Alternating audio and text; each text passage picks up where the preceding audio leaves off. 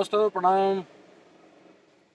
एक बहुत बड़ी बात ये होती है कि लोग विश्वास नहीं करते हैं कि दिव्यता, ईश्वर, दिव्य लोग, अवतरित होने वाली शक्तियाँ, वो लोग साक्षात हुई होंगी कि नहीं हुई होंगी।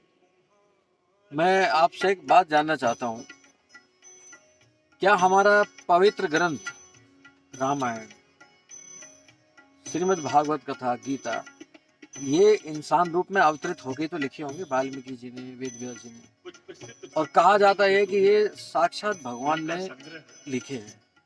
तो यानी कि ये रामायण, ये गीता, ये साक्षात प्रमाण है कि ईश्वर अवतरित होते हैं।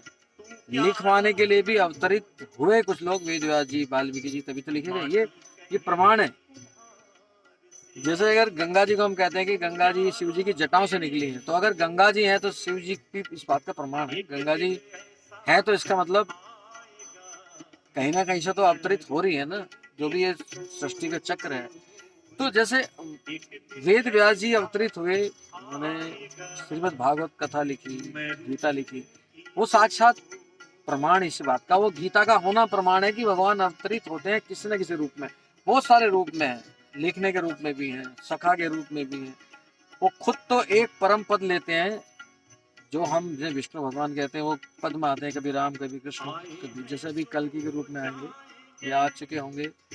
अभी प्रकट नहीं हुए तो क्लियर बात है कि हमें किसी को पता नहीं उनकी लीलाओं का।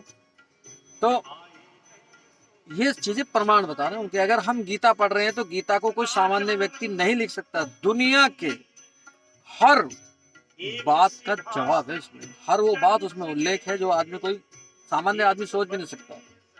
तो जिस बात को सामान्य आदमी सोच भी नहीं सकता, जीवन की हर समस्या का समाधान हो, वो कुछ खुद डायरेक्ट साक्षात ईश्वर ने ही लिखी होगी, और हम सब आसानी से जानते हैं। हम कितने सुलभ है भगवान का ज्ञान, ईश्वर का ज्ञान, और आप कहते हैं दूर है ईश्वर। कहाँ दूर है? अगर मैं इससे बड़ा, इससे साधारण उदाहरण नहीं दे पाया आपको कि ईश्वर साक्षात हमारे साथ में गीता के रूप में है। भाई आप सोचो, ज्ञान, आप किसी बुद्धिमान व्यक्ति को भी कहते हैं बड़ा बुद्धिमान है, भाई बड़ी कृपा है भाई इसको, तो वो तो सर्वशक्ति बुद्धिमान है, जो उसका तो कोई तोड़ भी नहीं है हम दे पाए आज तक। सब कुछ आपके यही है, जरा सा गौर करो। ये जो माया है ना, माया भगवान ने बनाई माया, जिसमें हम भ्रमित रहते हैं। भाई एक लाइन है, देखो, हम ब्रह्म की जगह ब्रह्म में है, माया भ्रम फैलाती है। मैं ही मैं हूँ, भगवान नहीं है, ईश्वर नहीं है। और हमें बनना कि अहम ब्रह्मास्मि, मैं ब्रह्म हूँ। हम जा रहे हैं ब्रह्म की जगह ब्रह्म में जा रहे हैं। और एक और बात कहते हुए इस वीडियो का एंड करता हूँ। देखिए, हम अगर बात करें सतयुग की, वहाँ तो सब कुछ सत्यम शिवम सुब्रम शिव जी हैं। अगर हम त्रेता की बात करें, वहाँ अहंकार।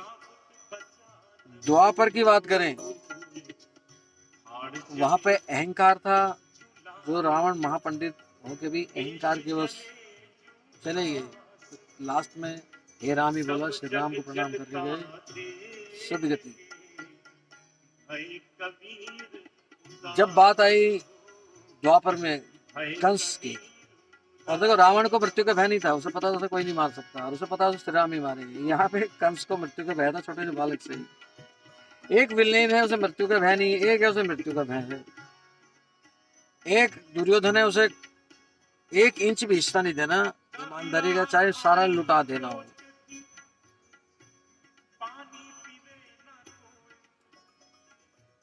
एक अहंकार रावण त्रेतायुग, एक ने संस्कारों का पूरा हनन किया द्वापर में। संस्कार कहाँ थे? सुनने को तैयार ही ना कोई, तो संस्कार सिखाए गीता के रूप में।